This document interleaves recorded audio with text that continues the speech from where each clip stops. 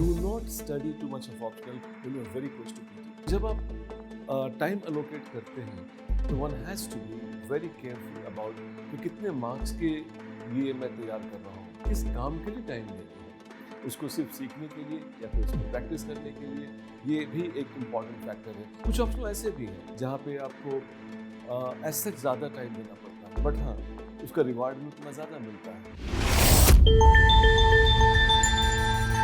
Hi, there's a very common topic we often talk about, that is time management between optional and GS.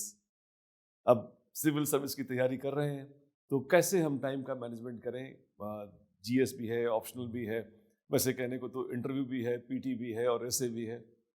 इन सब में time का management कैसे किया जाए, इन सभी विषयों को आज हम नहीं उठाते हैं। I am just picking up two of them that is often asked by students, that how to manage time between your optional and general studies. Well, in this, there are two things that I would like to talk about in particular. एक तो मैं बात करना चाहूँगा कि how much time दिया जाए इनको अलग अलग, और दूसरा मैं ये भी बात करना चाहूँगा कि कब दिया जाए किनको टाइम। तो टाइम के दो आयाम होंगे जो मैं यहाँ आज आपसे बात करने वाला हूँ। सबसे पहले तो मैं ये बता दूं कि it is very important that you should have a balanced preparation for your optional and general studies. When I talk about balance, one has to look balance from two perspective again. One perspective of the balance is the balance in terms of marks that they have got. Of course आपको पता है कि general studies जो PT में ज़रूरी होती है उसकी, और C-SAT को भी GS पेपर 2 बोलते हैं, वहाँ ज़रूरत होती है, और 1000 मार्क्स का आपका जनरल स्टडीज़ हो जाता है in your mains, and then you have got the content of your essay that you writing is basically the content of general studies. आप जानते होंगे कि आप एथिकल टॉपिक्स पे लिख रहे होते हैं एसे, या फिर आप एसे लिख रहे होते हैं कोई सोशल इशू पे या फिर इंटरनेशनल इश्यूज पे। देयर आर टॉपिक्स, तो वहाँ पे GS की ज़रूरत पड़ती है, और इंटरव्यू बताने की ज़रूरत नहीं है, वहाँ पर भी आपको GS की ज़रूरत है। तो जब आप टाइम अलोकेट करते हैं तो one has to be very careful about कि कितने मार्क्स के लिए मैं तैयार कर रहा हूँ। एंड वेरी ऑब्वियस, चूँकि GS का कंपोजिशन ज़्यादा है, न केवल सीधा मेंस के हिसाब से देखा जाए, बल्कि एसे के हिसाब से देखा जाए और इंटरव्यू के हिसाब से देखा जाए या PT के हिसाब से देखा जाए, तो accordingly you should be giving more marks to it. The second thing which you have to keep in mind while giving time, allocating time to them is आप देखो कि आपकी अपनी ज़रूरत कितनी है। अब क्या होगा कि ये बिटवीन सब्जेक्ट ही नहीं, इंट्रा जनरल स्टडीज़ भी आपको टाइम अलोकेशन को ध्यान देना होगा। हो सकता है आप इकोनॉमिक्स के स्टूडेंट हैं तो आपको इकोनॉमिक्स पे कम टाइम देने की ज़रूरत हो। अगर आप हिस्ट्री आपका वीकनेस है तो वहाँ पे ज़्यादा टाइम देने की ज़रूरत हो। टेक्नोलॉजी में आपको ज़्यादा वक्त लगता है तो टेक्नोलॉजी पे ज़्यादा टाइम। तो intra general studies time allocation का भी ध्यान देना होगा। और दूसरी तरफ आप देखें कि आपका जो ऑप्शनल है, ऑप्शनल में कितना आपको ज़रूरत है। कुछ ऑप्शनल ऐसे भी हैं, मतलब nature of optionals are like that, जहाँ पे आपको ऐसे ज़्यादा टाइम देना पड़ता है। जैसे मैं एग्जांपल लूँ मैथमेटिक्स का। Mathematics as an optional is very demanding in terms of time, बहुत प्रैक्टिस करनी होती है, बट हाँ उसका रिवार्ड भी उतना ज़्यादा मिलता है। तो आप ये देख लें कि आपका जो पर्सनल रिक्वायरमेंट किसमें ज़्यादा है, उसके आधार पर इंट्रा जनरल स्टडीज़ अलग सेगमेंट्स में, या फिर between general studies and optional के बीच में इसको आप टाइम का लोकेशन कर सकते हैं। मेरे ख्याल में आपको अब तक एहसास होने लगा होगा कि जो मैं कहना चाहता हूँ वो ये कि एक फिक्स्ड फार्मूला नहीं है कि मैं बता दूं कि इतना % टाइम इसको और इतना % टाइम इसको दे दें तो आपका काम हो जाता है। It is not like that. It is actually based on the nature of optional, it's based on your own preparedness, it's also based on आपको कहाँ पे कितनी ज़रूरत है, तो उनके हिसाब से आप उनका टाइम अलोकेट करें। ब्रॉडली तो एडवाइस किया जा सकता है कि आपको ज़्यादा टाइम GS में देना चाहिए और कम टाइम ऑप्शन में देना चाहिए, बट ये ज़्यादा और कम बहुत ही रिलेटिव वर्ड्स हैं, और इसके अंदर भी आपको उतर करके देखना होगा किस काम के लिए टाइम देंगे हम। उसको सिर्फ सीखने के लिए या फिर उसको प्रैक्टिस करने के लिए, ये भी एक इम्पॉर्टेंट फैक्टर है। बिकॉज बहुत सारे बच्चों को मैंने देखा है कि बहुत सारा टाइम वो सिर्फ सीखने पर दे देते हैं, उसकी प्रैक्टिस पर नहीं देते हैं। तो वहाँ भी टाइम मैनेजमेंट एक बहुत इंपॉर्टेंट फैक्टर हो जाता है between general studies and optional के अलावा, with in general studies and with in optional.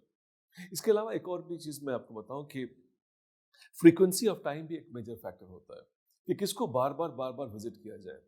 देखिए, आपको पता है कि अगर आप ऑप्शनल पढ़ रहे हैं तो आपकी डेप्थ ज़्यादा चाहिए होती है, वैरायटी रिलेटिवली कम होती है जितनी कि जीएस में है। तो मैं चाहूँगा कि जिसमें वैरायटी ज़्यादा है, जैसे जनरल स्टडीज में वैरायटी ज़्यादा है, तो you should be more frequently visiting general studies. Because आपने हिस्ट्री पढ़ करके आप एथिक्स पर चले गए, एथिक्स पढ़ने के बाद आप सोशल इश्यूज़ पे आ गए, सोशल इश्यूज़ के बाद आप इन्वायरमेंट पे आ गए, फिर सिक्योरिटी पर चले गए, फिर एडमिनिस्ट्रेशन पर चले गए, फिर कॉन्स्टिट्यूशन। तो ये काफ़ी लंबी लिस्ट है इनकी। तो कभी कुछ बहुत पहले का पढ़ा हुआ, और चूंकि आप बहुत डीप में नहीं जाते हैं तो उनके भूलने के चांसेस ज़्यादा होते हैं। तो इसलिए उनकी फ्रीक्वेंसी ज़्यादा रखनी होगी। बार बार आप उठाकर जनरल स्टडीज़ के अलग अलग सेगमेंट्स को बार बार पढ़ें। एक बार पॉलिटी पढ़ रखी थी, एक कॉन्स्टिट्यूशन पढ़ रखा था, थोड़े दिनों के बाद फिर पॉलिटी, फिर कॉन्स्टिट्यूशन उठाएं, क्योंकि आपने सतही तौर पर ज़्यादा पढ़ रखा है, बहुत गहराई में नहीं गए हैं, तो वहाँ पर भूलने के चांसेस, उनके फिसलने के चांसेस ज़्यादा होते हैं। हाँ, लेकिन जब आपने ऑप्शनल पढ़ रखा है तो ऑप्शनल की गहराई ज़्यादा होती है और वहाँ पर उनका ठहराव भी बेटर हो जाएगा। एंड आई थिंक वैसे स्टेज पे you can possibly give some break also for the optional segments, but some optional segments require more frequent practice and one has to be very conscious of that aspect also. अब कब की अगर मैं बात करूं तो मैं नॉर्मली चाहता हूं कि जैसे फर्ज कर लो कि आप अगर सब्सिक्वेंट ईयर आप एग्ज़ाम देने वाले हैं, तो कोशिश आपकी ये रहे कि एक साल पहले उसके दिसंबर तक आपका ऑप्शनल का एक्सपोजर हो चुका हो, उसमें टाइम दे करके आपने एक बार अच्छी तरह से पढ़ लिया हो। हाँ, अगर आप कहीं कोचिंग कर रहे हैं, कोई बाकी कोई और स्कीम में आप लगे हुए हैं, तो वैसी दशा में मैं चाहूँगा कि ये बढ़ कर के जनवरी या फरवरी, मार्च तक भी चला जाए। हालांकि मैं चाहूँगा कि इसको जनवरी फरवरी तक ख़त्म किया जाए ऑप्शनल को, तो ज़्यादा अच्छा होगा।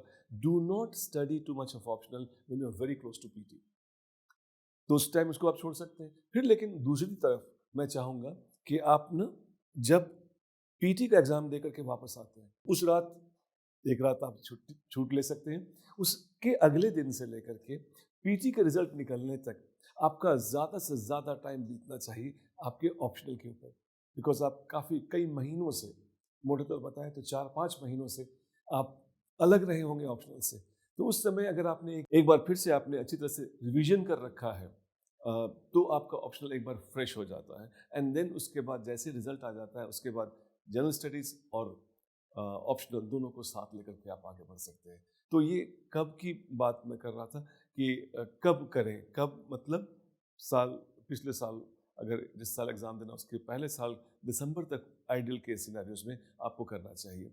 ऑल्सो मैं चाहूँगा कि पीटी और मेंस के बीच का टाइम है ना, उसके पीटी रिजल्ट के और मेंस के बीच का टाइम है, उसमें जो बैलेंस है, उस बैलेंस के अंदर लर्निंग से ज़्यादा प्रैक्टिसिंग पर आपका टाइम जाना चाहिए। और ये चीज़ मेरे विचार से दोनों पर लागू होती है, ऑप्शनल पर भी लागू होती है और आपके जीएस पर तो लागू होती ही होती है। और ध्यान रहे कि जीएस के अंदर मैं एसे के कंटेंट को भी शामिल कर रहा हूँ। तो मैं जो आपसे आज बात कर रहा था, उस बात करने के दौरान मैंने आपको ये बताने का प्रयास किया कि आप जीएस और ऑप्शनल के बीच में टाइम का जो डिस्ट्रीब्यूशन करेंगे, मैनेजमेंट करेंगे, उसका मैनेजमेंट और distribution it should be based on your own personal requirement, nature of the optional and the timing at which you are actually allocating और डिस्ट्रीब्यूटिंग द टाइम। इन चीज़ों को अगर आप ध्यान रखते हैं तो मेरे विचार से आपका जो प्रिपरेशन, जिसको बोलते हैं बैलेंस्ड प्रिपरेशन, आपका प्रिपरेशन बैलेंस्ड हो जाता है। My best wishes are with you.